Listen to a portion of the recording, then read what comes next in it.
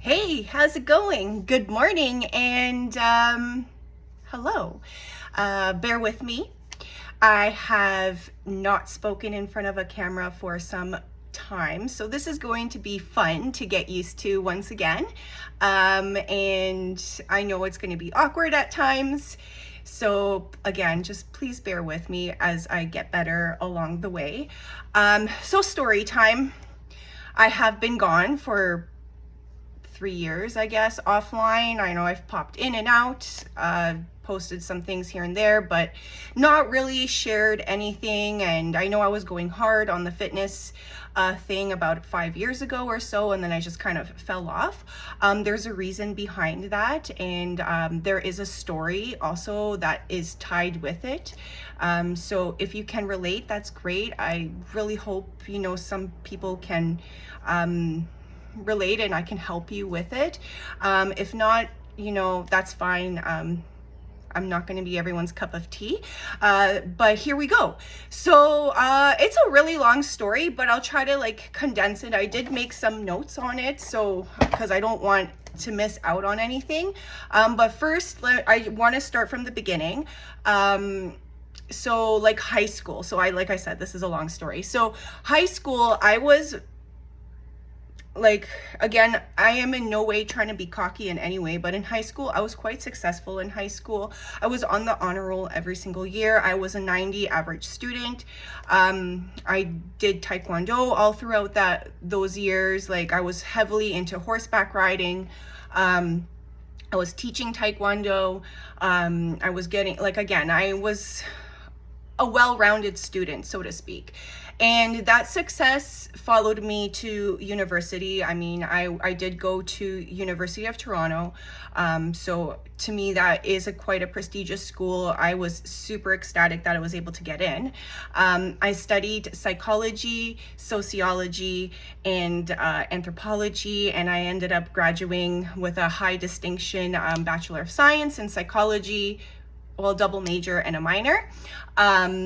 So yeah, and I was working as a personal trainer throughout those years. I was also teaching Taekwondo throughout those years.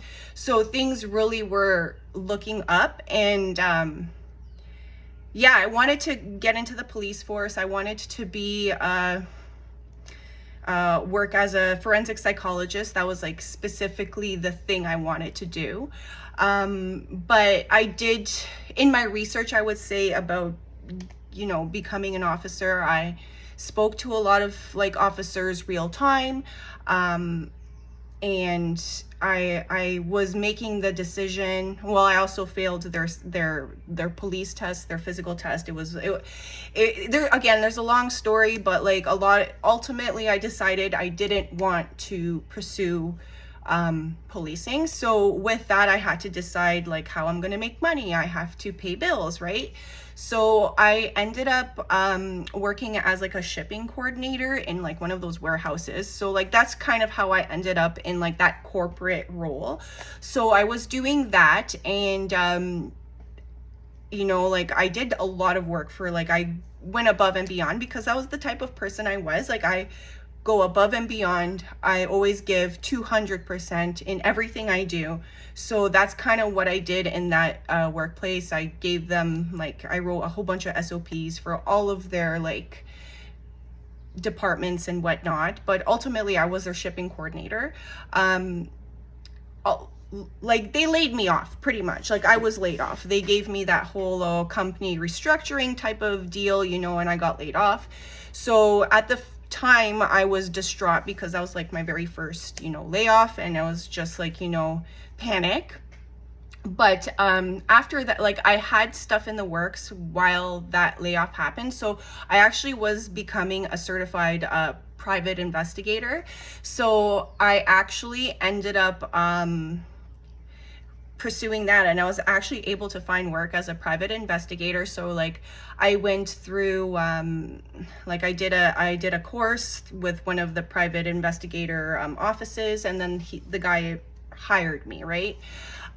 So I did that for a little bit, and I think I was doing it for about 2 to 3 years or so. But near the end, what happened was I was following a guy in where was it, Woodbridge, and I had an evening shift with like, you know, watching him, and I was parked up on his street, and he ended up leaving, and I followed him to like a really sketchy warehouse area where he like went to the back. It was like, again, it was dark, this was evening time, and like he like went into an unmarked warehouse, and yeah, like he was there for about 3 hours. He came out and he like left, and I was following him, and you know, I tried to, like, at the time there was not that many cars on the road, so you try to stay back, but like, you know, he made me, right? Like he found out I was following him, and what happened was he started following me back,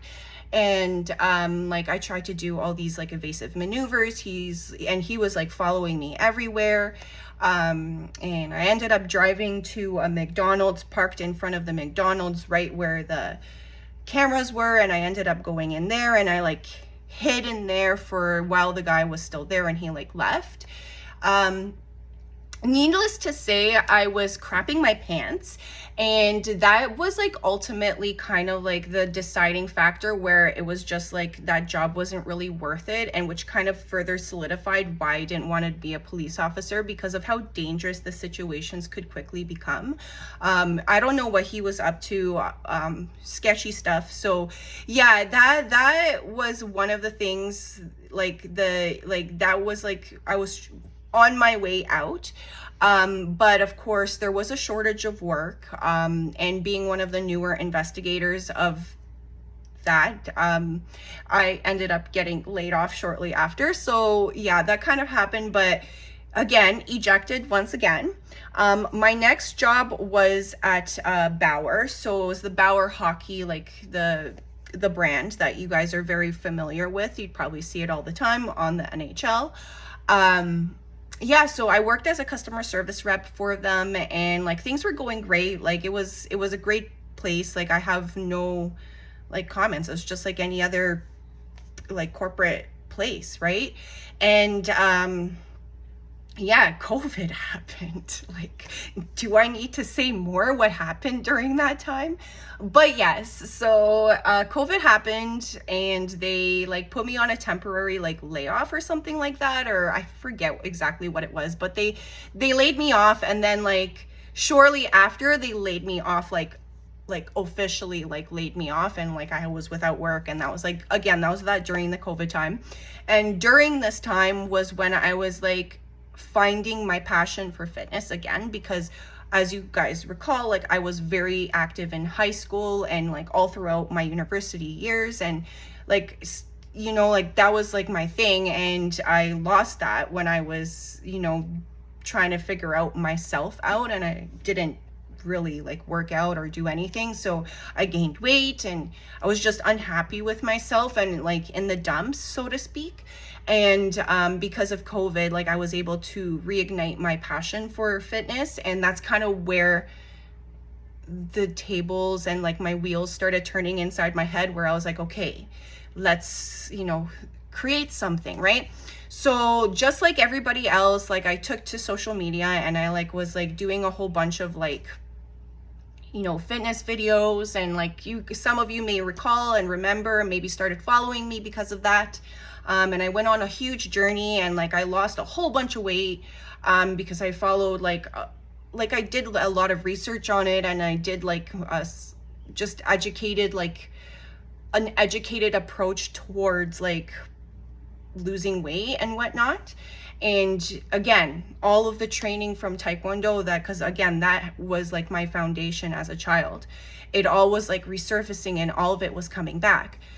So again, I tried to make a run for it on social media with, you know, an online fitness business, and like at a point, like I was getting some like traction, and I was able to do like boot camps and whatnot, but like I was just like everybody else, and that was like the problem. And like, you know, I didn't have the fancy like gear where I could have like the best lighting and everything like that. And I'm like not your typical aesthetic girly, so to speak. Like I'm a little bit more raw. Like you're not gonna find like pretty, like super like well cut with me. Like that's just not who I am. So yeah, like again, not everyone's cup of tea. So again, like I didn't have like the 6-pack abs, like I was, and again, I wasn't, and I started to understand like what it meant to have a 6-pack of abs, and like how much effort it actually takes to get there. And I was just like, nah, like it's to me it wasn't worth it, like what I would have to sacrifice to get there. So just no thanks.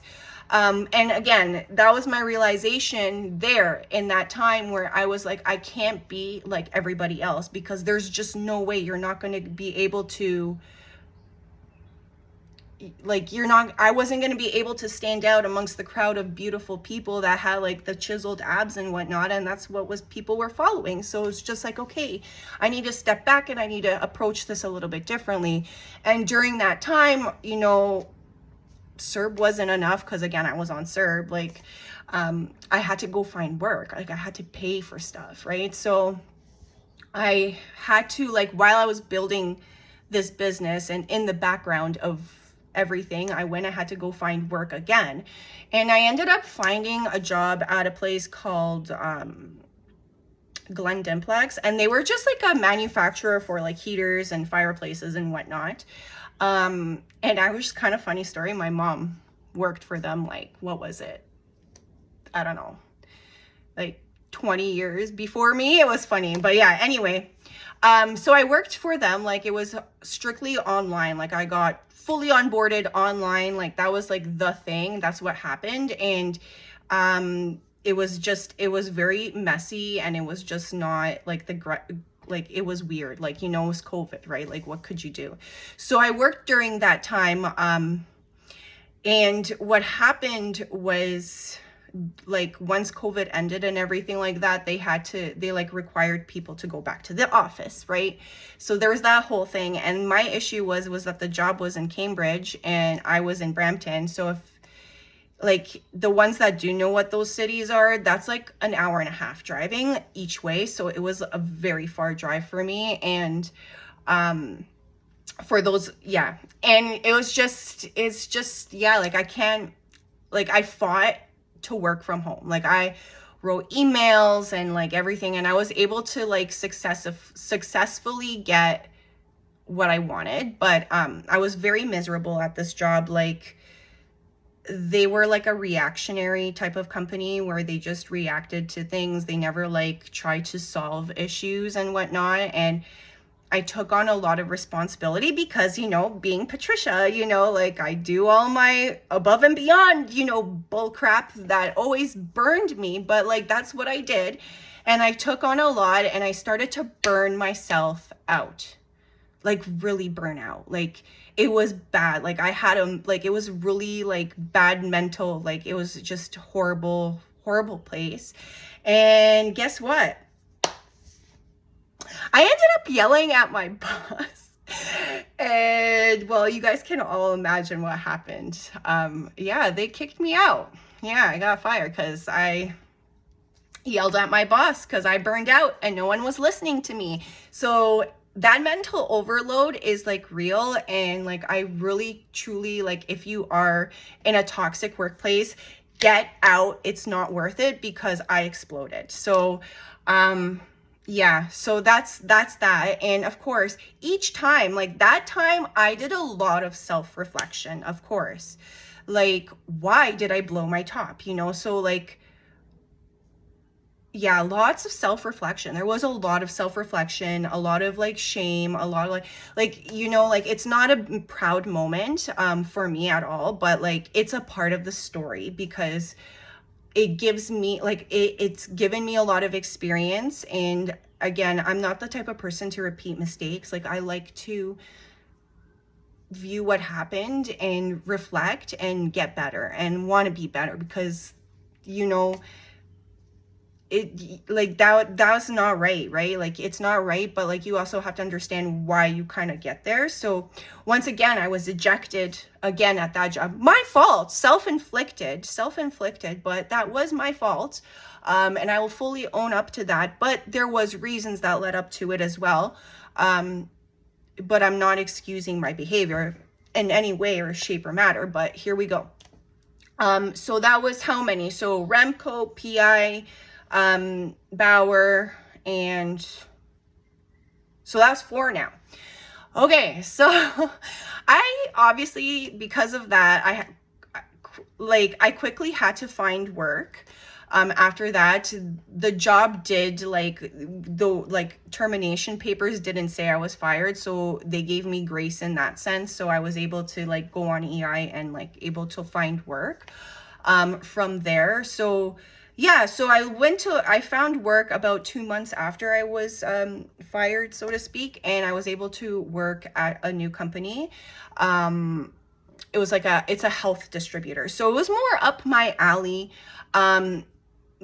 Great company.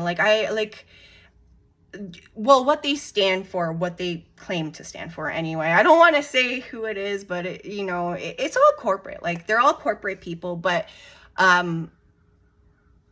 yeah, so I was there for a bit and I learned a lot, in sales, because this was a sales job, by the way. I don't know if I mentioned that. All my other jobs were customer service, account management, and this one was more so really sales based. So I learned a lot of sales. I did a lot of sales courses with them. They really do invest in their employees, which is great. I'm very, very forever grateful for the training that I did receive from this company. I behave myself, but yeah, I behave myself in this company because obviously I don't want a repeat of what happened, right? Again, lots of self-reflection. So I didn't really I learned how to manage my stress, and I learned how to, keep it in and not go about it a different way, so to speak, instead of blowing up on your boss. And I would say I'm very proud. I would pat myself on the back every time I had situations in the company, with my boss, because I felt like I grew a lot as a person, and I was very calm compared to what the type of Patricia she was, the other Patricia, right? And again, I had a lot of incidences, and I'm not going to go into the specifics because it's not something that really is important, so to speak. Again, it's a lot of self-reflection and a lot of self-development. When you live your life a little bit longer, and I mean, I'm 33, so I'm not by any means old, right? But I'd say I have enough experiences and now to just kind of look back and be you know what? There is some things that, that need to change, and I need to approach a certain way, and you patterns come up, and you just reflect a lot, especially for me, because again, I've been ejected so many times from work, and it's just what's wrong with me, right? What the hell is wrong with me? I've asked that question more times than I would care to admit. And looking outside, looking in, you're already ejected 4 times, what's wrong with you, right? Any reality that kind of makes sense to question. So I did look, and I did a lot of deep reflections on who I am and why I react, and the patterns and whatever. And it's crazy how one little thing, just one little trigger, can just spiral into something massive, right? And I would say I had a few tiny little triggers in the last few months where I just had this massive realization. And it's just, how God, and I will be fully transparent. God is he is my heart and soul. He is the center of everything. He's using me as a vessel for who for what he wants to do through me and I know this is why it's kind of getting there, but this is what I came to realize, is that I have been gifted certain things in this life. And look, I'm getting emotional, but I've been gifted certain things in this life that God wants me to share. And I've been through a lot, and again, I haven't said a lot. There's a lot of emotional turmoil, a lot of self-doubt, a lot of inner stuff that has had to been resolved. And I'm not crying out of sadness. I'm actually just crying out of the realization of how incredible God is, and what, if you open your life to him, what he can do. So that was my realization, that he has given me a gift, and I'm going to use it. So yeah, so that's kind of what happened. That was my realization in the last job. And it's funny because I got laid off again. Like, how crazy is that? Like, they laid me off 2 months ago, and that's 5 times, you know? So like, when people say like something's just gonna keep on repeating until you actually like understand, like, or get it, like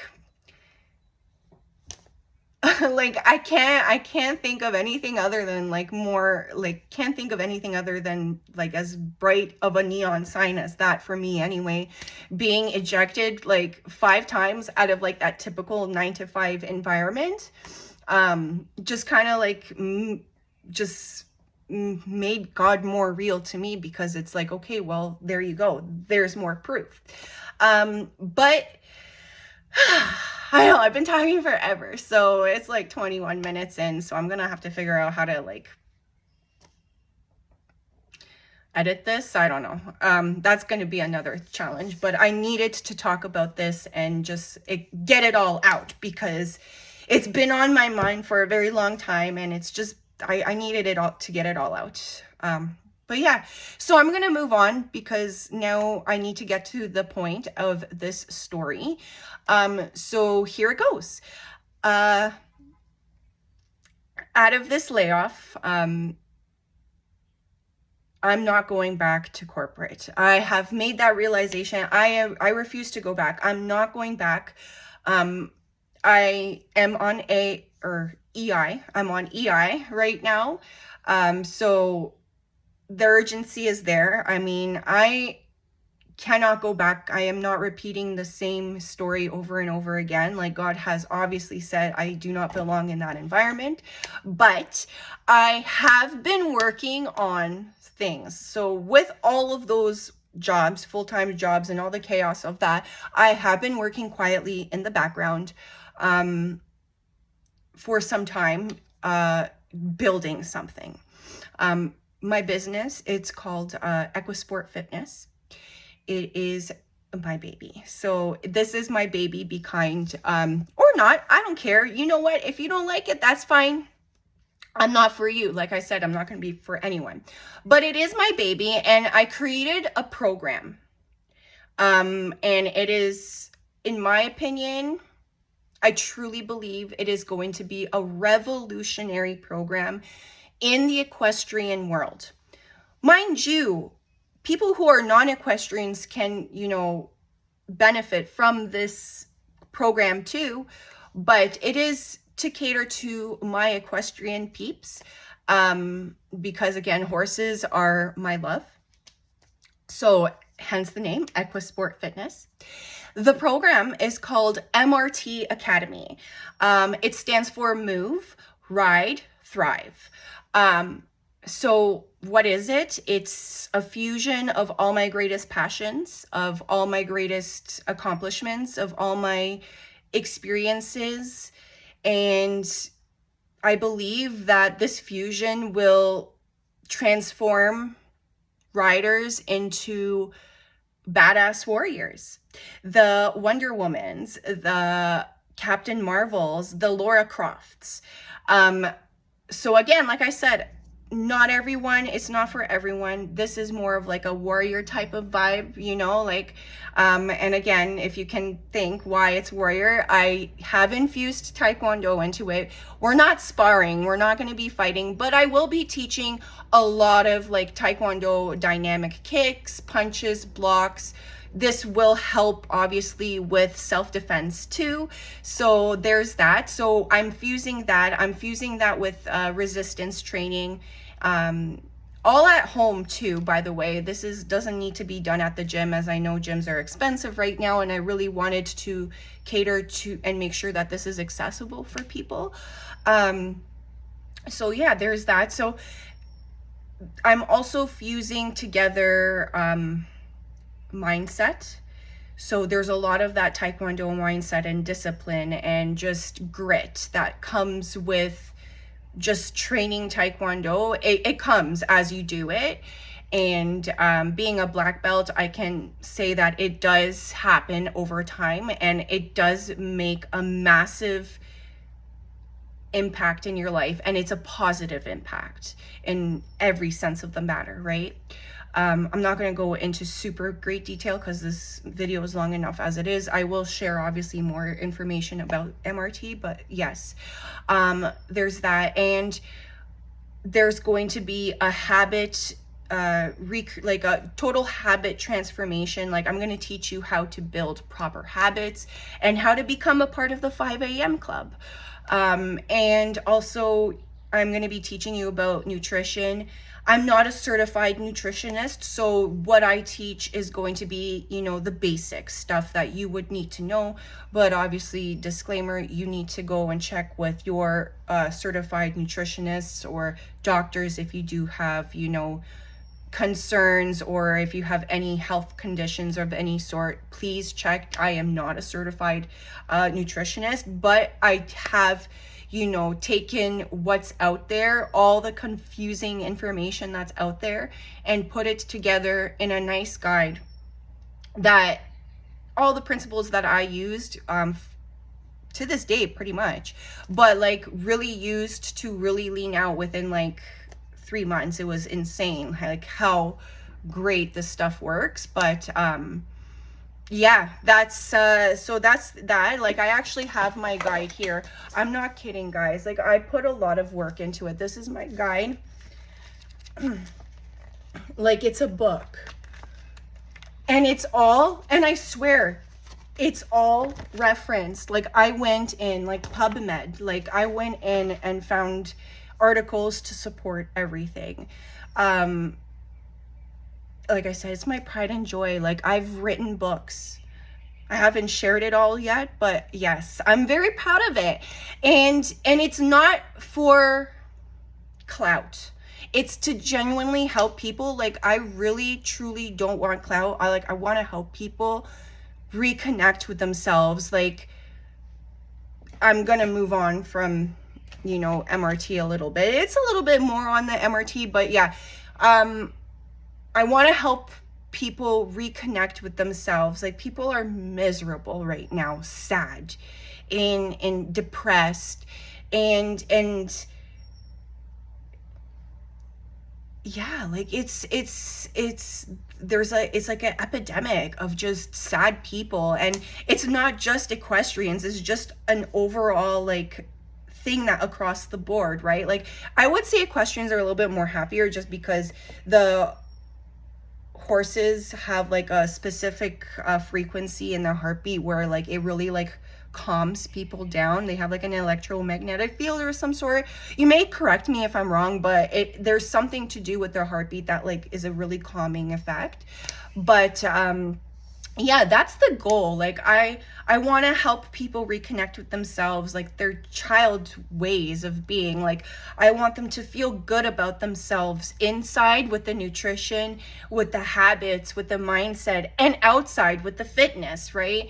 And now I'm gonna come why did I fuse Taekwondo and resistance training, and what does that have anything to do with horses and whatnot? And like, well, there's a lot of overlap, like biomechanical overlap. Like it's like proven and scientifically that the way a martial artist trains is very similar, and the way that an equestrian should train, just because of where your center of control comes from. Again, I'm going to go into details later because again, this video is so long. Oh my gosh. Okay. But, yeah, so that's what it is. Like, again, I will go into the scientific details of MRT, but it is a fusion of like resistance training, Taekwondo, habit, nutrition, like everything, a complete identity transformation, so to speak. That's what's this whole academy is for. And what's really fun about this one is that because it is Taekwondo fusion, I have created in a progressive manner that follows the Taekwondo belts system actually, and it's really fun. There's lots of prizes, there's lots of like crests involved and saddle pads, and like I've got a good, like, it's been a long time coming, but I really wanted to create a fun thing for equestrian, different, revolutionary, something that isn't Pilates, because again, we're not all Pilates princesses. I have tried Pilates. I respect it. I really do. I respect Pilates. I respect yoga. I respect it, but it's not really my cup of tea. I like the power. I like to punch. I like to get it all out in a different way. And I created this business to speak to those types of people. Again, it's not for everyone, but it is for those people.